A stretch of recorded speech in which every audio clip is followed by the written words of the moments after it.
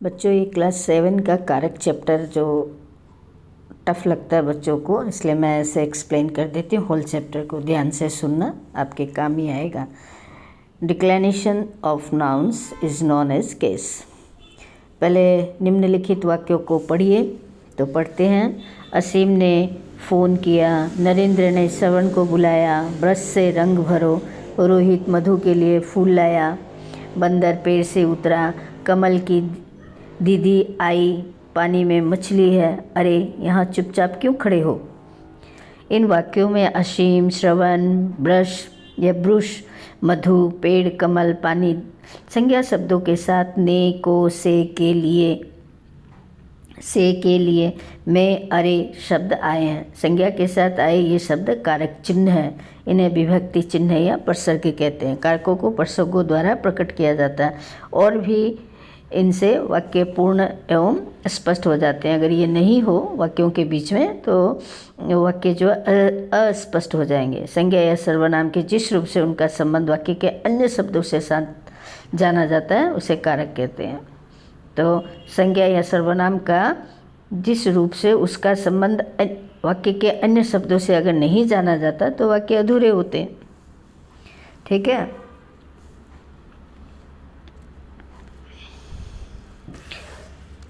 अब आते हैं पेज नंबर 98 में। कारक के 8 भेद माने गए हैं, जैसे कर्ता कारक, कर्म कारक, करण कारक, संप्रदान कारक, अपादान कारक, संबंध कारक, अधिकरण कारक, संबोधन कारक। इसमें कारक शब्द नहीं जुड़ा, प्रत्येक के साथ कारक शब्द ऐड होगा।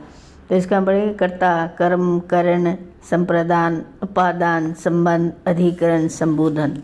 ये करण है, कारण नहीं लिखना, और ये अपादान है, अपादान मत लिखना।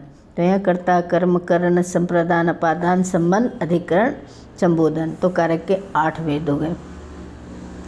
1 नंबर का प्रश्न ये इसी में आ जाता है कि कारक के कितने भेद हैं। कारक के 8 भेद हैं और उनके साथ जो चिन्ह होते हैं, सिंबल्स होते हैं, उनको प्रसर्ग कहते हैं या विभक्ति कहते हैं। तो कर्ता के साथ ने चिन्ह का प्रयोग होता है। संभवी ने गीत सुनाया। कर्म के साथ को चिन्ह का प्रयोग होता है। संभवी ने पुलकित को पुकारा। करण का सिंबल है यानी विभक्ति है, से और द्वारा। संभवी ने हथौड़ी से कील ठोकी। संप्रदान को और के लिए, इसके 2 विभक्ति चिन्ह है, जैसे करण के 2 है, से और द्वारा। संभवी दीदी के लिए कुल्फी लाई। अपादान से यानी अलग होने के, सेपरेशन के संदर्भ में। संभवी बस से उतरी, बस से संभवी दूर हो गई। संबंध कारक काके की रारेरी। संभवी के मामा पत्रकार है, तो संभवी और मामा के बीच में क्या है, संबंध है। इसलिए एक काके की रारेरी सिंबल वाले जितने भी वाक्य होंगे वो संबंध कारक के अंतर्गत आएंगे। अधिकरण का सिंबल है में और पर। संभवी अभी घर पर मिलेगी। संबोधन अरे, ओ, रे, अरे संभवी संभल कर चल। तो ये जो लास्ट वाला कारक है संबोधन, जिसमें हमें साइन ऑफ एक्सक्लेमेशन बीच में वाक्य के बाद अरे संभवी, उसके बाद साइन ऑफ एक्सक्लेमेशन यानी आश्चर्यजनक चिन्ह लगाकर फिर इसको हम पूरा अंश लिखते हैं। कर्ता ने, कर्ता का अर्थ करने वाला। संज्ञा या सर्वनाम के जिस रूप से क्रिया करने वाले का पता चलता, कौन कर रहा है काम, उससे पता चलता है, उसे कर्ता कारक कहते हैं। उमेश पढ़ता है, पढ़ने वाला कौन है, उमेश। बच्चा सोता है। पुजारी ने पूजा की। ममता ने सब्जी काटी। इन वाक्यों में उमेश, पुजारी, बच्चा और ममता करता है, जो क्रम से यानी सीरियली पढ़ने, पूजा करने, सोने और सब्जी काटने का काम कर रहे हैं। किंतु इनमें 2 कर्ता के साथ ने प्रसर्ग लगा है और 2 के साथ कोई प्रसर्ग नहीं है। इस प्रकार हम देखेंगे कि कर्ता कारक का प्रयोग 2 प्रकार से होता है। प्रसर्ग के रहित भी होता है, प्रसर्ग के सहित भी होता है, यानी प्रसर्ग के साथ भी होता है और बिना प्रसर्ग के भी होता है। तो प्रसर्ग है क्या, विभक्ति चिन्ह, यानी कारक के साथ जो सिंबल है, ये जो हम पढ़ रहे हैं ने, को, से, ये सिंबल्स है, यही प्रसर्ग और यही विभक्ति है। अब यहाँ दिया है प्राय ने प्रसर्ग विभक्ति का प्रयोग भूतकाल में सकर्मक क्रियाओं के साथ होता है। इसको याद रखना। ने का प्रयोग कहाँ होता है, ने का प्रयोग भूतकाल में सकर्मक क्रियाओं के साथ होता है, अकर्मक क्रियाओं के साथ नहीं। ठीक है। सैनिक ने गोली चलाई, बच्चे ने दूध पी लिया, तो ये सभी जो है क्या चलाई, गोली चलाई। अगर हम क्या वाक्य में अगर हम क्या वर्ड से प्रश्न करेंगे क्रिया के साथ, यहाँ क्रिया है चलाई, क्या चलाई, तो हमें उत्तर मिलेगा गोली चलाई। बच्चे ने क्या पी लिया, दूध पी लिया, उत्तर मिला। अगर क्रिया पर प्रश्न क्या शब्द से लगाया जाए, उत्तर नहीं मिले तो वह कर्मक क्रिया होती है, और उत्तर मिले तो सकर्मक क्रिया होती है। तो ये कारक चैप्टर में ये बताया गया है कि प्रायः ने प्रसर्ग विभक्ति का प्रयोग भूतकाल में सकर्मक क्रियाओं के साथ होता है। जैसे अकर्मक धातुओं के साथ ने प्रसर्ग का प्रयोग नहीं किया जाता। बच्चा रो रहा है, लड़की हंस रही है। क्या रो रहा है, we will not get any answer. क्या हंस रही है, नॉट आंसर, नो आंसर। तो ये अकर्मक क्रिया है। विशेष में देखो, अकर्मक धातुओं के साथ ने का प्रसर्ग का प्रयोग नहीं किया जाता है।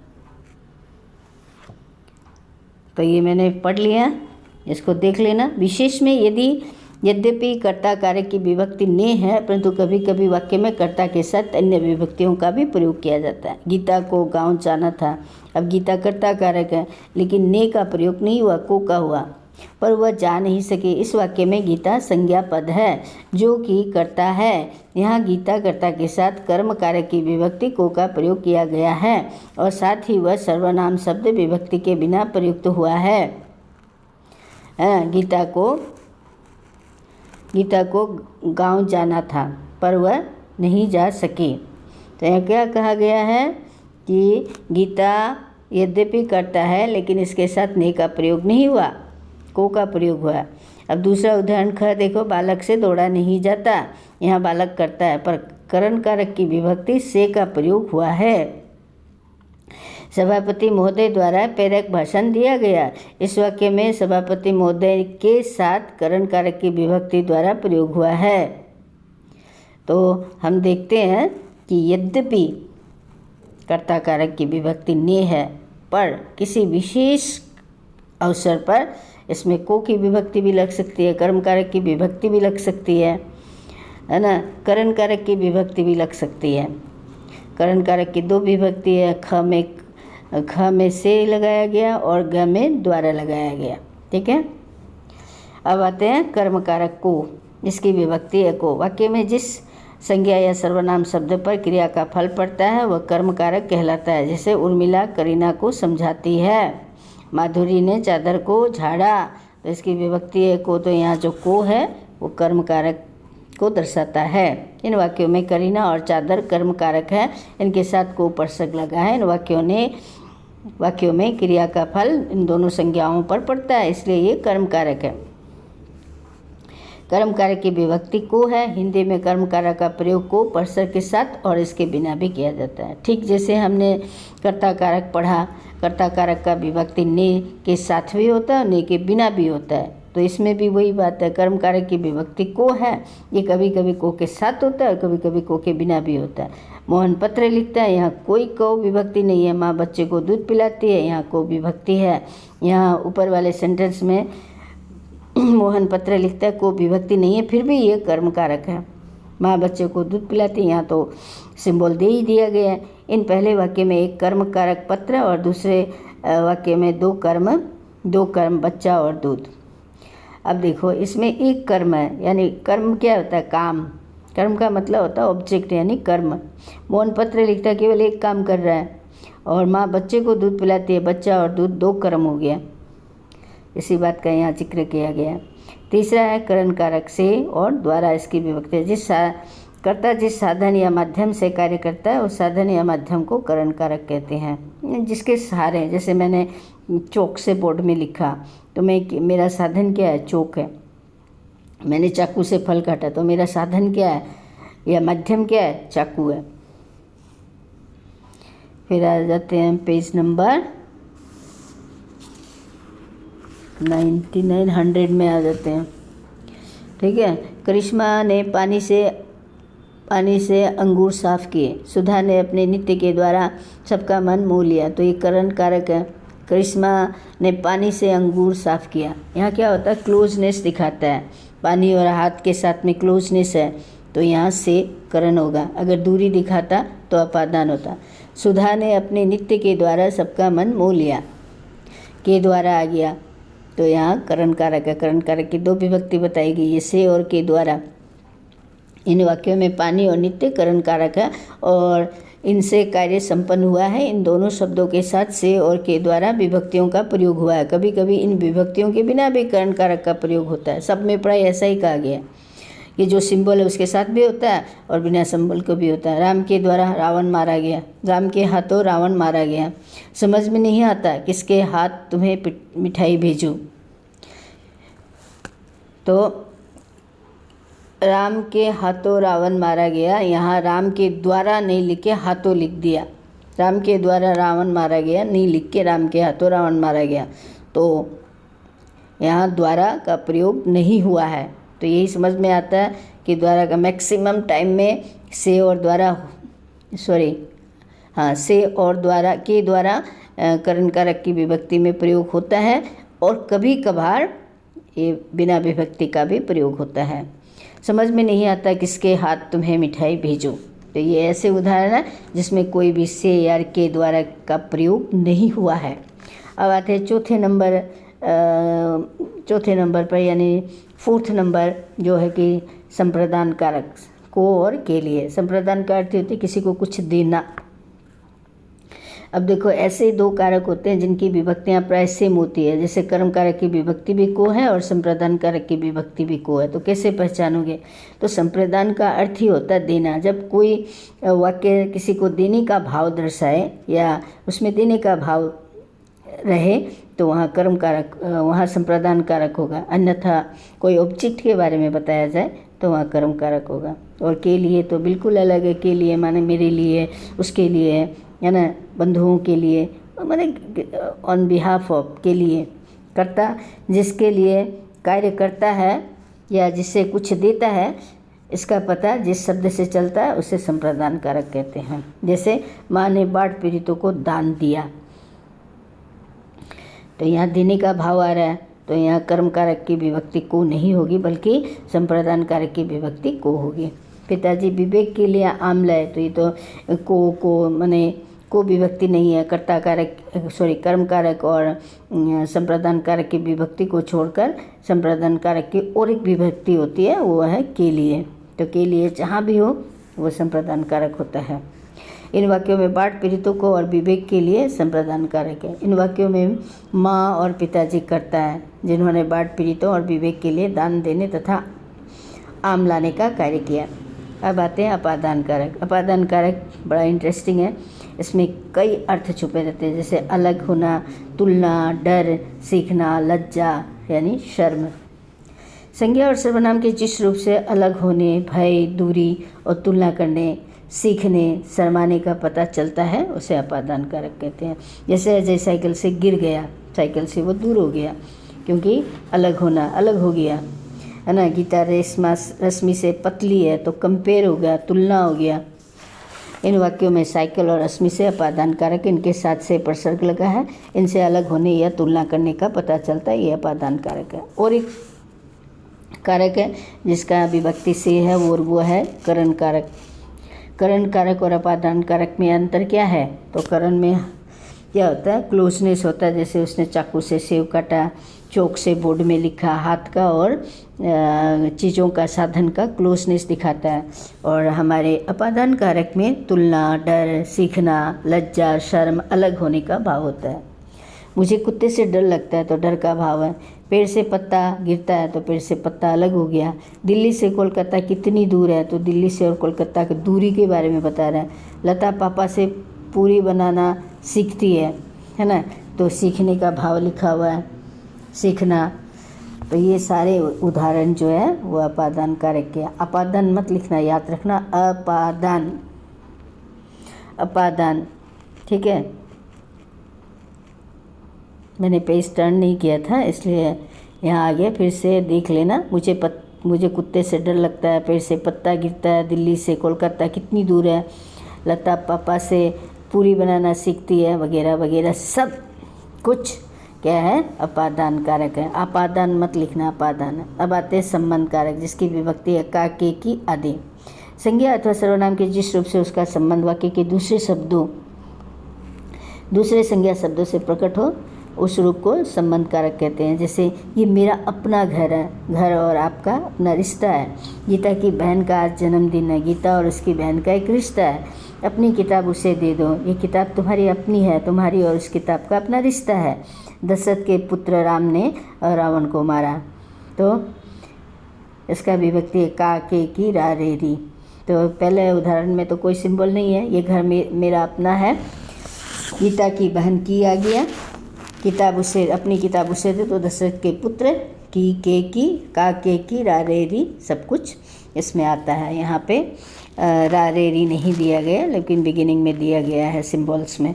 तो संबंध कारक में क्या होता है, रिलेशन बताते हैं। इन वाक्यों में गीता की बहन का दशरथ के मेरा और अपनी संबंध कारक के उदाहरण है। का, के, की, रा, रे, री, ने, ना, ने, नी का संबंध कारक के परसर्ग है।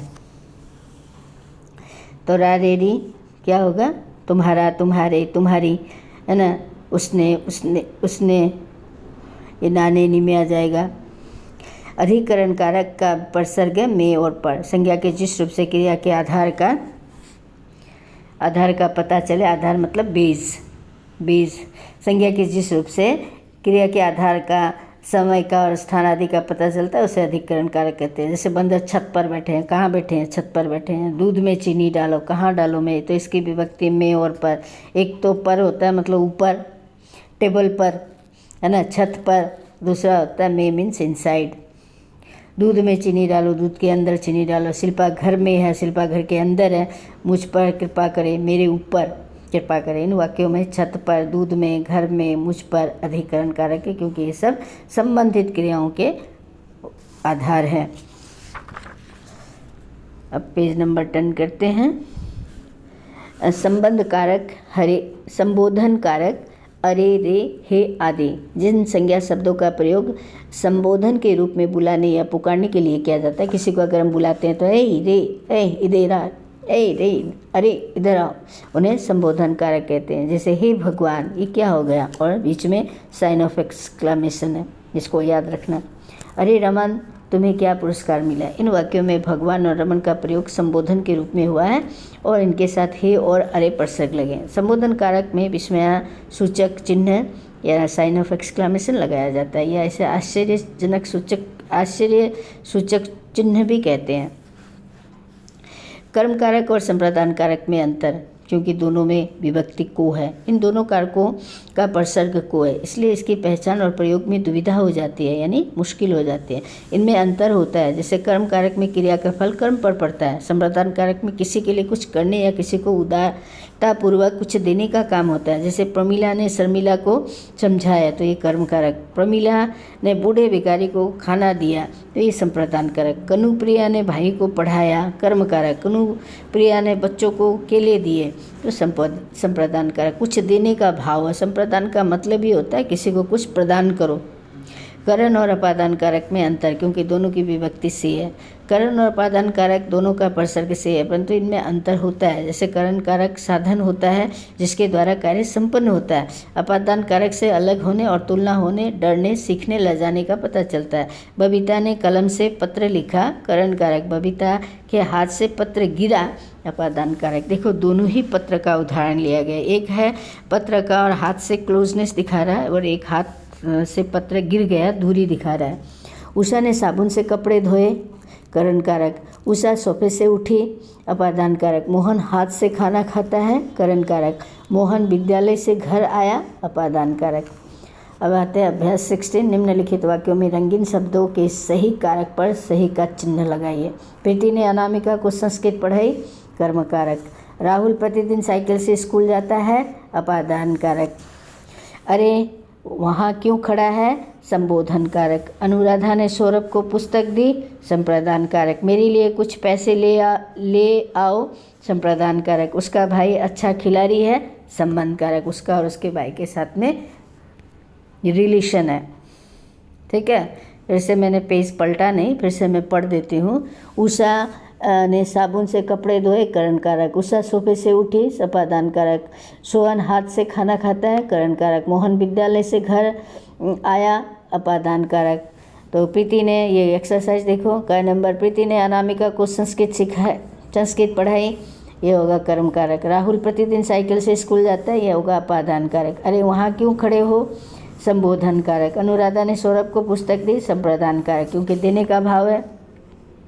मेरे लिए कुछ पैसे ले आओ, संप्रदान कारक। उसका भाई अच्छा खिलाड़ी है, संबंध कारक। उसका और उसके भाई के साथ में संबंध है। तो आज पूरा चैप्टर मैंने समझा दिया और एक्सरसाइज दूसरे दिन दे दूँगी, ठीक है। आप लाइक करना, सब्सक्राइब करना और बेल आइकन बजाना यानी टच करना मत भूलना, नहीं तो मेरा वीडियो नेक्स्ट वीडियो कब आएगा आपको पता नहीं चलेगा। बेल आइकन ज़रूर दबा देना। Bye, take care.